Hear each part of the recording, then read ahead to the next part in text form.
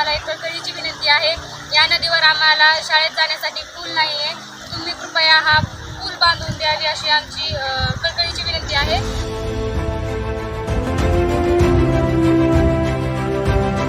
ह्या रस्त्यावरून येताना जाताना ज्यावेळेस पाऊस पडन त्यावेळेस आम्हाला दाव्याने हे करून किंवा कुठल्या तरी दुसऱ्या मार्गे यावं जावं लागत होतं.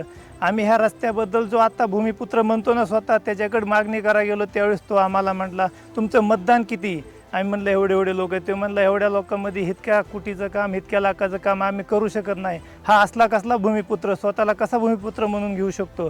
आम्ही दादाकडे ज्यावेळेस हे काम घेऊन गेलो, दादाने आम्हाला सांगितलं की किती लोक आहेत काय. दादा म्हणले लोक किती का असणार, आपले लोक शाळेत येणार जाणारे मुलं आहेत, त्यांच्यासाठी दादाला मागणी केल्याबरोबर दादांनी पहिल्याच ह्याच्यामध्ये वर्षामध्ये आपलं काम मंजूर करून पूर्णत्वास बी नेलं. काम पूर्ण झाले.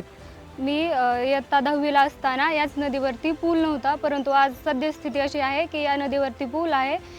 दरवर्षी आम्हाला तलाव भरल्यानंतर इथून जाता येत नव्हतं, परंतु दादांना आम्ही विनंती केली व दादांनी त्यानंतर लगेच तातडीने या नदीवरती पूल बांधून दिला.